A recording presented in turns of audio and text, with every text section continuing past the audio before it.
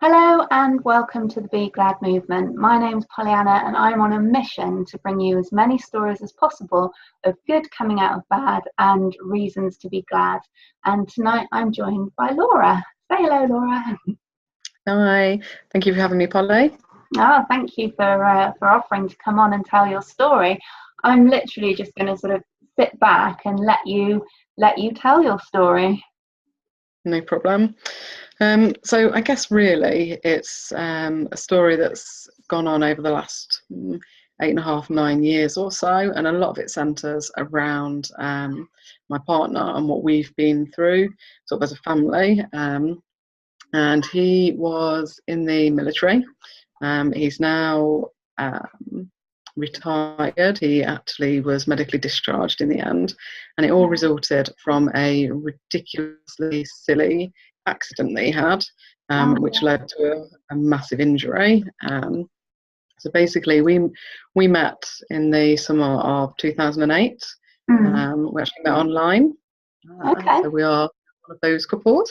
And we chatted for a few months and we kind of got to know each other, and I kept putting off the meet in person element of things because I was kind of, I don't know, I think even just sort of 10 years or so ago, internet dating was a little bit frowned upon, is probably the wrong phrase, but you know, it was a little bit weird, a little bit different. And you never quite knew what you were going to get, did you, when you actually met a person? You know? People are completely different online over emails and things to what they are in the flesh. But we met up. He actually got lost on our first date, so we had to meet at a different pub to where we'd intended to, because he said he knew where it was. He didn't. Fine. We met up in the October was when we actually met, and sort of started to get to know each other face to face properly. And it was in the following January, so only a few months later, that he had this accident. And it was literally so really early on. He wasn't out on active tour of duty or anything. He was here in the UK and he was doing a fit test, and you know, the old fashioned bleep test that they do where you've got to run backwards and forwards. Yeah. He was doing that, literally went over and turned his ankle. Oh no. So this really, really silly little accident, just simple sprain, we thought, and so did the doctors. But months and months later, and his ankle kept swelling up still, and it kept bruising, and he was in pain, and it would hurt to a degree most of the time. It wasn't wasn't like if you've done something and then you suddenly go running and all of a sudden you've got that twinge again or something. He would have more or less a constant kind of pain, and over time that got worse, and he was backwards and forwards to the doctors, and they just kept saying, it's a sprain, it's a sprain, it's a sprain, you're fine. Right. And I think it was took about 9 months of this backwards and forwards and swelling and bruising before they actually sent him for a scan. And when he went for the scan, because of the length of time and because of how active he'd still been, and because of the get on with it military attitude, and a typical man as well, pushing through the pain and things, actually when they scanned, his ankle bone had died. There was no cartilage left in the joint, and the ligaments were all torn as well, which was basically why he was getting all this pain, because there was no cartilage, and why it kept swelling up, because you basically got bone rubbing on bone, and the ligaments weren't supporting the joint anymore. Crikey. So that one silly accident, and then just a series of we say misdiagnoses, but I guess the doctors, they're all doing their best, aren't they? But a little bit of investigation a bit sooner might have changed things. But as it was, he went for surgery, which at the time seemed perfectly fine. So they were going to do some reconstructive surgery where the plan was to drill holes into the bone, because that would basically cause the bone to almost to bleed and then to regenerate itself, so that it would theoretically be able to come back to life, if that makes any sense. I don't know any of the technical words or anything. So the aim was they would drill into the bone. That would do some stuff that would help the bone to regenerate. They would do some work on the ligaments to kind of give them support and re-strengthen them. And then there'd be plans further down the line to look at what else needed to be done. Right. And it was partially successful, but at the same time it caused nerve damage when they did the operation. So although the pain had changed, there was still a constant pain. Okay. And it continued to get worse over time from the damage that had been caused from the operation. And basically he was left with what's called CRPS, so chronic regional pain syndrome, Right. which just meant, as a stage, it's chronic pain constantly there. And then he would have these flare-ups where sometimes it would be worse and sometimes it would be better. And they operated again a few months later to try and correct some of the damage that they caused, and that didn't work. And gradually over, so that was late 2009, he was actually in a plaster cast over Christmas. I remember because at Christmas we always go to my parents' house, and one of my aunts lives about a 10-minute walk from us, and there was snow that year. So I drove because he couldn't walk, because he was in a cast on his ankle and he'd got crutches. But even kind of the 20-yard walk from the car to their house, he managed to slip and then slammed his bad foot down onto the ground. Oh no! Yeah, that's not great. No. So that was the Christmas of 2009. He was in a plaster cast at that point, and then over the next couple of years, it just got worse and worse with the pain, to the point where he was eventually pretty much 90% of his time he was walking with crutches to take some of the weight out of the leg and the ankle joint. And that then has a knock-on effect with the rest of the body. So, his shoulders would get tight and sore, and he's 6'6". He's a giant. So to walk on crutches is like that constant leaning forwards a little bit, so to get a lot of lower back pain.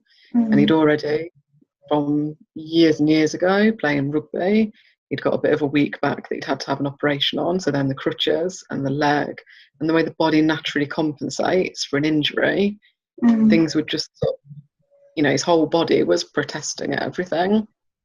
So that just got worse. And they did 2 more operations to try and correct the issue.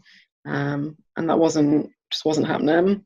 And then in the summer of 2012, we had our daughter.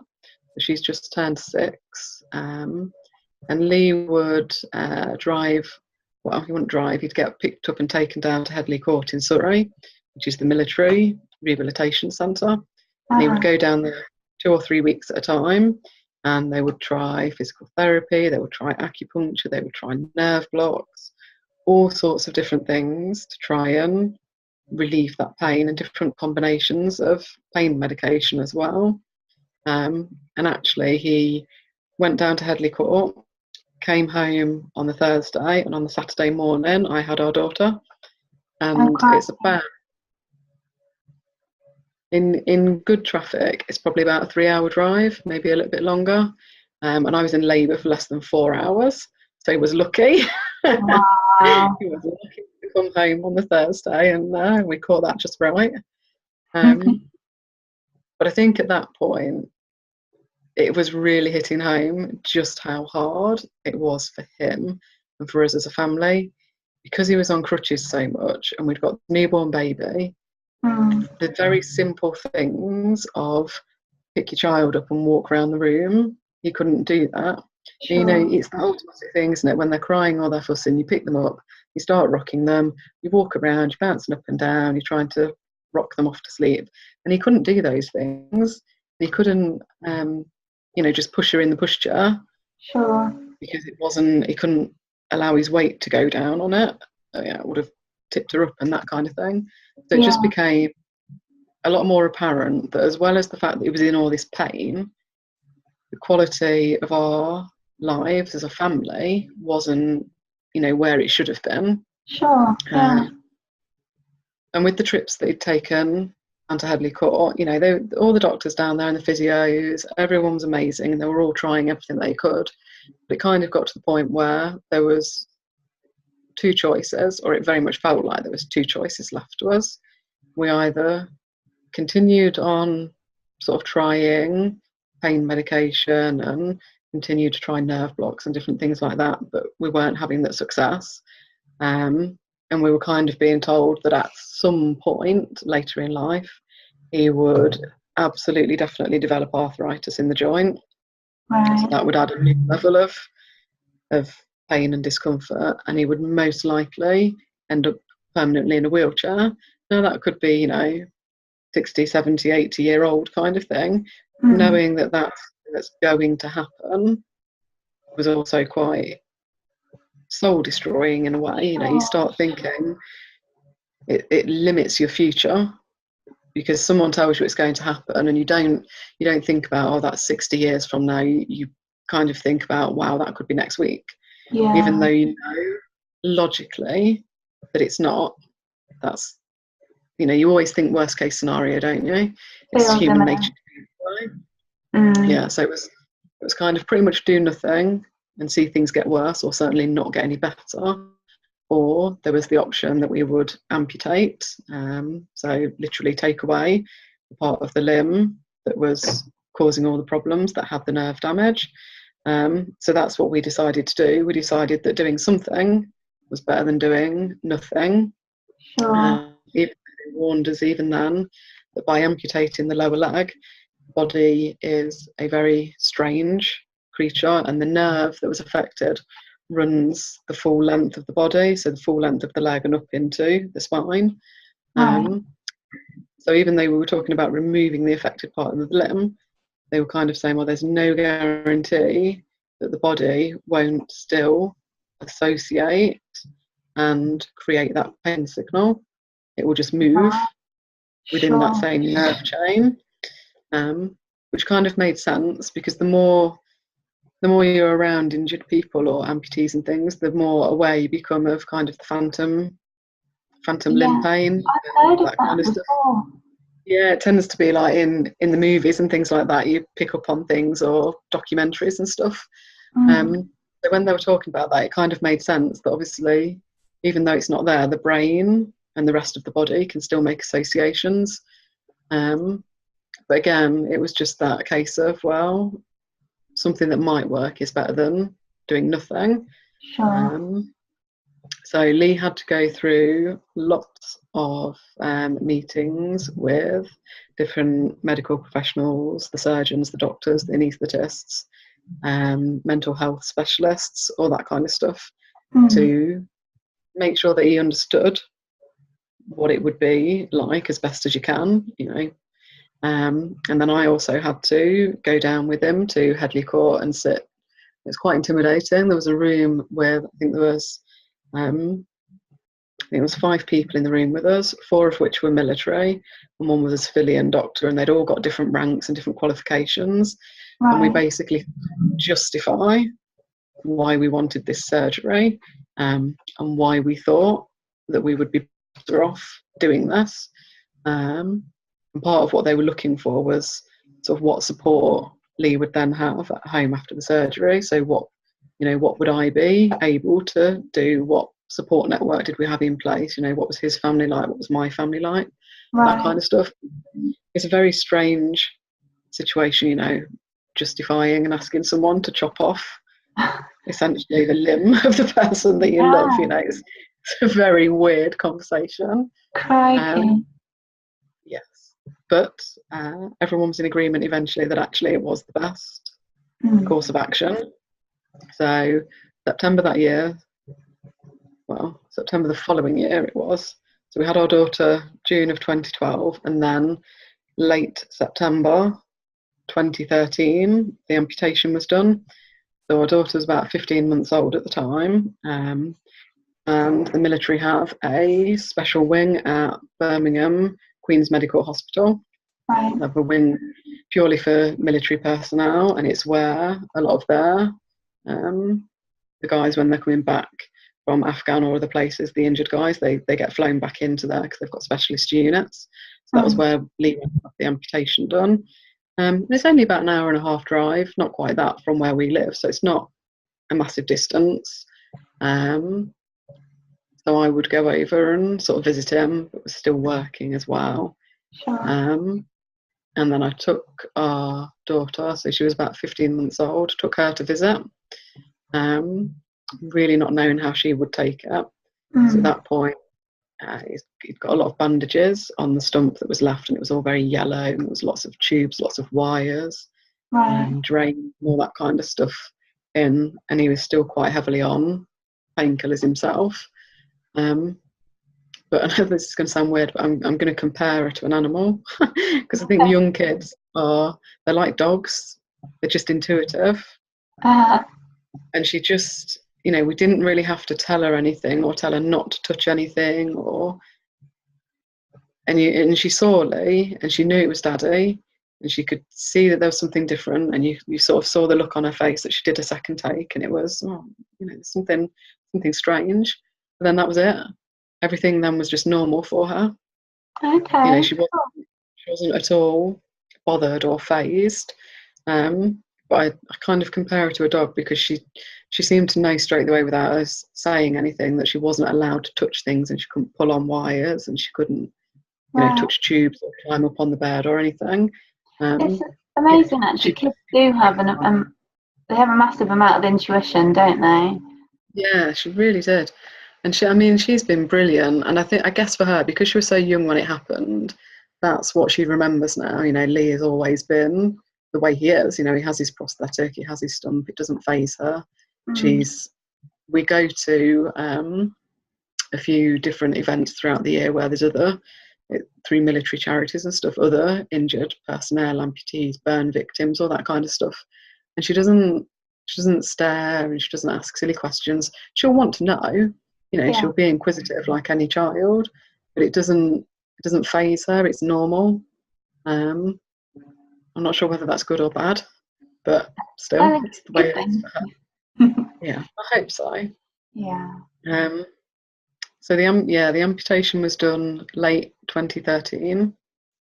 We've had 2 further operations since then, because the amputation was on the right leg, so he's still got his knee joint. It's about, if you hold your hand below your knee where it bends, that's about how much of his leg is left, and then it's gone.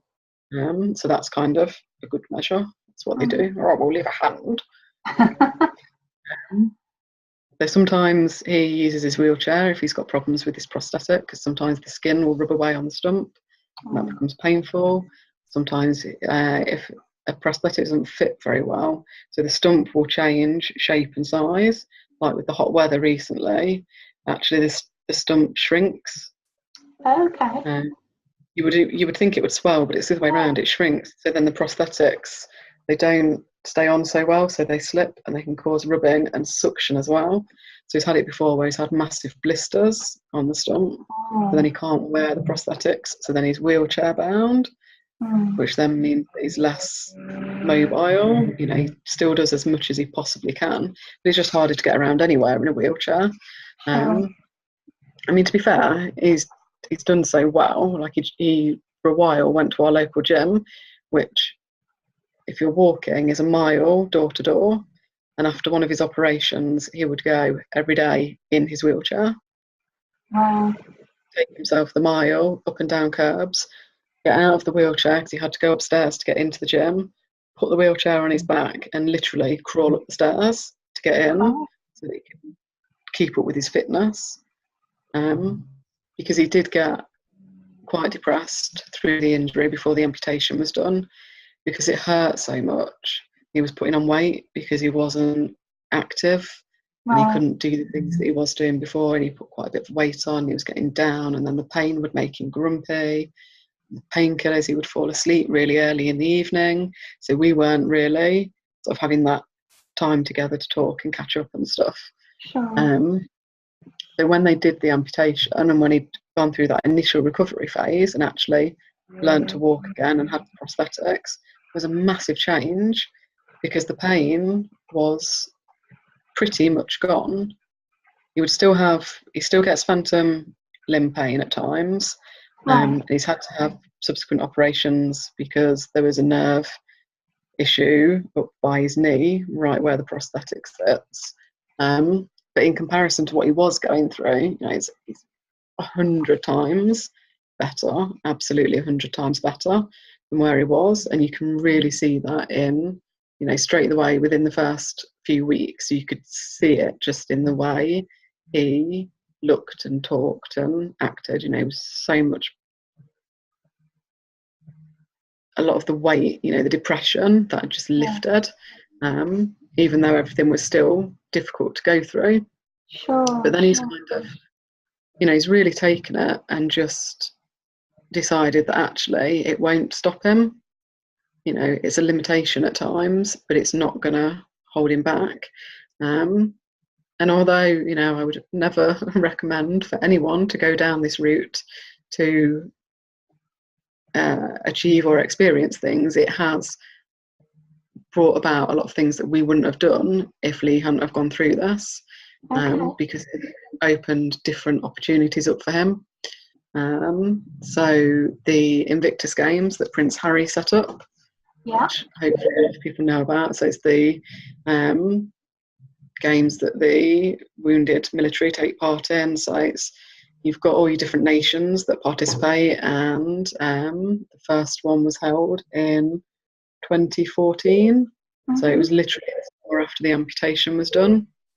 And Lee competed. So he was in the very first Invictus Games. He competed in the archery event. Awesome. And he was scouted by the GB Paralympic squad. So he trained with them for a while, which through various different reasons eventually didn't work out. But it was, you know, it was a really great thing to get him back up and focused and, you know, something to aim for and to get on with. Then it was after that he kind of found that going to the gym and getting back in shape and lifting weights and lifting heavy weights is what he really enjoys. So where are we now? 2018, aren't we? So really late 2016, maybe the summer of 2016, he found strongman. So if you've ever, generally around Christmas time, you see the strongman competitions on TV, where they're lifting those massive concrete stones and trucks and pulling stuff. Yeah, literally, that is what he's been doing. And he's competed in disabled competitions, but able-bodied competitions as well. And it's all that drive from having an issue but not letting it stop him. You know, he's determined that it won't hold him back. And last year he was Britain's second strongest disabled man. And then so everybody knows Arnold Schwarzenegger. Sure. Massive powerlifter back in his day. He set up a bodybuilding powerlifting competition many years ago, and they also have a strongman element to it, and you can only compete if you're invited. And Lee actually got an invite for the Arnold's, it's called, that was held in February this year out in Ohio. So he actually went out to America and he competed. And what he tries to do, because he's very active like on his social media, so he shows his training and he talks about his depression and he talks about his anxiety, because he suffers from anxiety quite a bit. And he talks about not giving up on yourself and not giving in. And there was another athlete that he'd been in contact with through his social media who had gotten to know this young lad. I think he's 8 or 9, he's not very old, and he had lost one of his legs. I can't remember now whether it was a car accident or whether he was ill. I want to say it was a car accident, but I could be wrong on that. But he'd lost one of his legs and he was quite down and depressed, you know, very young. And, you know, it's difficult to cope with things, isn't it? And I think he'd been getting teased a little bit at school. People don't always understand. And so Lee got in touch with them, and they were out in America anyway, but he bought them tickets, his mum, his auntie, and this little boy, Garrett, and they drove, I think it was like a 7 or 8 hour drive from where they lived to where the competition was, and they drove out there and they went to the competition in Ohio, and Lee met up with them, and all the other guys that were competing came round, and, you know, it was just really, he was trying to inspire people and, you know, really trying to show Garrett, this young young lad that actually, you know, he can get on and he can achieve and he can do whatever he wants to. Yeah. That And makes me feel goosebumpy. It's just like I feel really tingly. Just it's such a lovely story. Yeah. Sorry, I'll let you carry on. No, it's fine. It's fine. And it was like a really small thing for him to do, to just offer that. But this, you know, Garrett's mum and his auntie were so, you know, they were so overawed by it, and they were so happy to have someone sort of there to inspire and take that interest, and you know that Garrett can kind of see that it doesn't have to limit what he can do, and he doesn't have to change his ambitions or anything.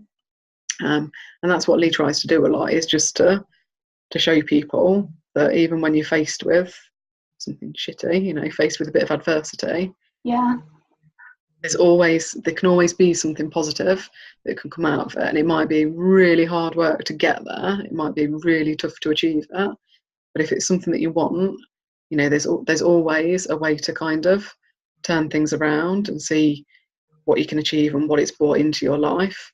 And certainly we've met a lot of different people that we never would have known before, and you know, some amazing friends that we've now got through kind of the support networks that we're part of and that kind of thing.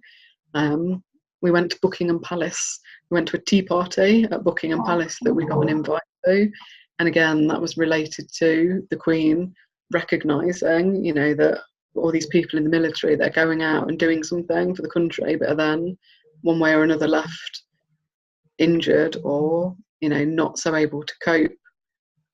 A lot of the military guys tend to struggle when they're going back into civilian life, even if they've not got, you know, an injury or something else that's limiting them. It's a very different mindset, you know, military versus civilian. Sure, yeah. And you know, and it's just really nice that actually she takes that time to invite people around to our garden, come to my place, eat my tiny sandwiches, and it was great. And it was a really nice day out. And again, it's just something that we would never have done before.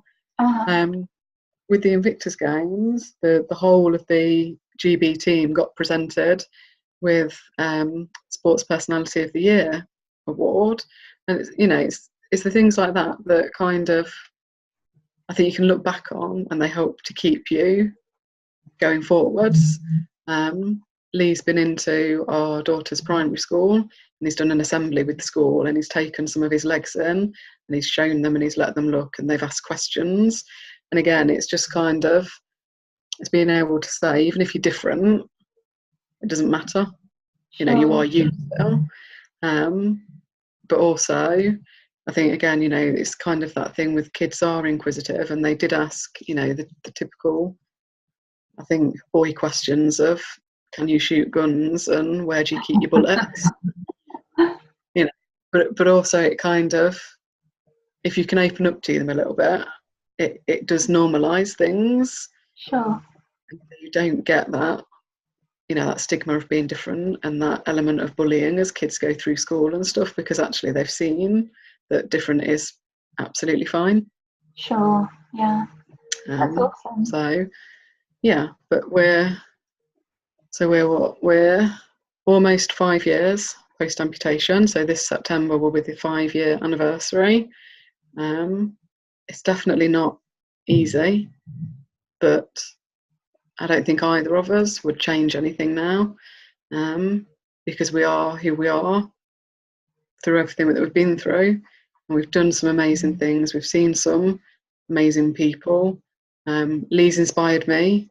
I've sort of got off my own backside and got myself into shape and done that in a way that suited us as a family. Right. Because we've got a 6-year-old, and because he's not always mobile, or because there are times when depression or anxiety gets on top of him, it's very hard to plan for kind of go to the gym or go to classes or that kind of stuff. Sure. So I took a bit of a leaf out of Lee's book and just thought, well, why should that stop us?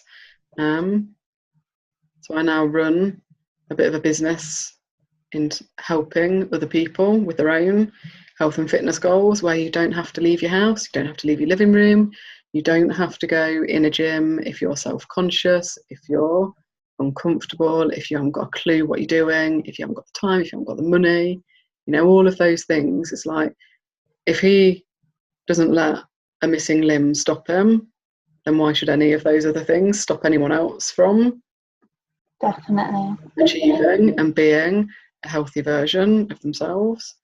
Because I know that a healthier me is a happier me.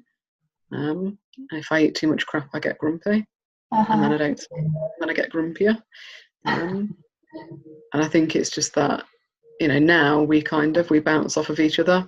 He wants to do better and I want to do better, and he's lifting heavier and I'm like, just because I'm a woman, I'm strong too. There's a little bit of rivalry going on there, but it's it's good fun. And actually our daughter as well, I think it's great for her to see in terms of the health side of things, because we've got a ton of gear here. Like, our garage is packed full of strongman training items and weights and all sorts, and she goes in there and she does her own little workouts, or she'll ask me one of our workouts on the TV that we do together. And I just think, start them young, get healthy habits.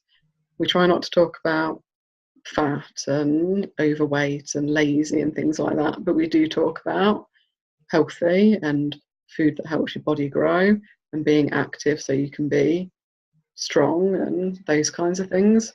And I just think, we probably wouldn't be at this point if we hadn't gone through all the other harder things that make you more determined and that give you that sort of resilience.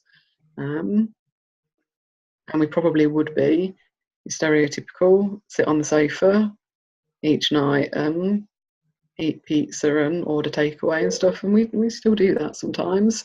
But I think stuff would happen a lot more if we hadn't have gone through the challenges that we have. So it's definitely, it's been hard, but we're hopefully through the other side of most of that, and enjoying life now. Excellent. That's such a cool story. So, although obviously you'd never wish for what happened to happen, essentially it has, as you've explained it, it's been really, really hard, and you've had your challenges, and you still have your challenges, but you've also got a lot of positives out of it as well. Positives that come to you with the fitness and the garden parties with the Queen eating little sandwiches. And cakes were very nice. I'm sure, I bet they were. But then you've also you've both turned your lives around. It's had not only did your partner go through all of this, but you have changed your life as well. So it's had a knock-on effect for both of you, and triple effect, because you're leading a healthier lifestyle, which is rubbing off on your daughter, which is awesome. And I love that you put in there that you don't talk about fat. I think it's really important that kids have a healthy emphasis on their eating, rather than bad and good. Yeah, no, that's it. We talk about the treats, which are the things that taste yummy, but your body doesn't need them. And then we talk about, to be fair, she loves her vegetables. She, right from a young age, she would eat the broccoli and the cauliflower before she ate anything else. And there's only really, she doesn't eat cabbage and she doesn't eat Brussels sprouts. Apart from that, she is such a good eater. But I think that is, part of it is just about what they see you doing and you eating, and they basically mimic, don't they? And they'll follow suit. But then because we talk about, healthy and growing tall and growing strong, and she's got a lot to live up to. Lee's 6'6", so if she wants to grow that tall, she's got a lot of extra to eat.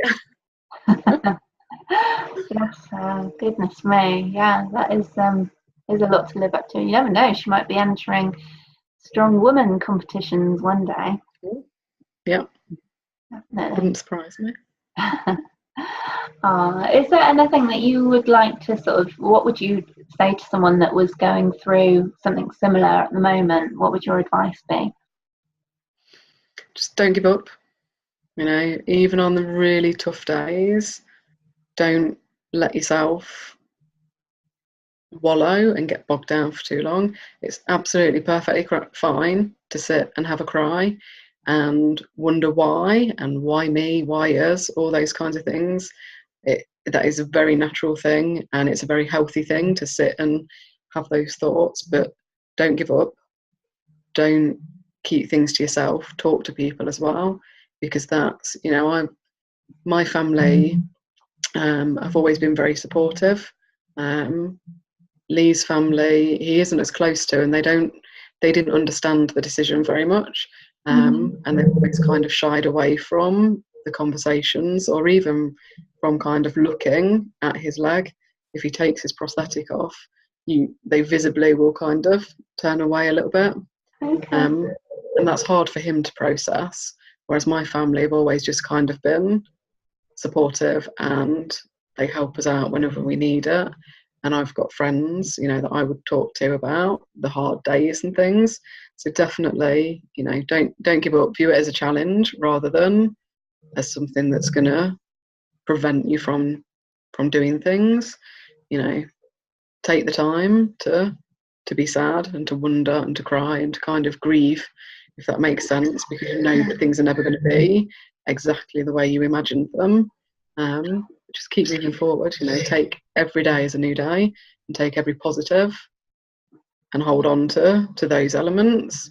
And it's the little things. It's strange, but like our daughter, if Lee's using his wheelchair, she loves to push him in it. Right. You know, and it's like, I don't know, you just see the smiles on kids' faces at times in those unexpected situations, and that kind of lifts things back up again a little bit. But yeah, just, you know, take every little positive, and they're the bits to hang on to. But don't give up. Don't feel like you're alone, because there's always someone else that has been through something similar, is going through something similar, or can just lend an ear and listen. Sure. Oh, thank you so much. Thank you so much. I think that's really, really good advice, and that's what we're trying to do is create a place for people to find stories like yours, so that if they are going through something similar, they've got someone that they can relate to. So thank you so much for joining us this evening. If you like this video, please do hit the like and subscribe button. You can also find us on Facebook, Twitter and Instagram if you search at Be Glad Movement. And do get in touch, of course, if you've got a story that you'd like to share. I would love to hear from you, even if it's something similar to what has already been shared. I really do believe that your story and your voice is going to reach someone and help them when they're going through a troublesome time. So please do get in touch. Thank you so much, and we will see you in another episode.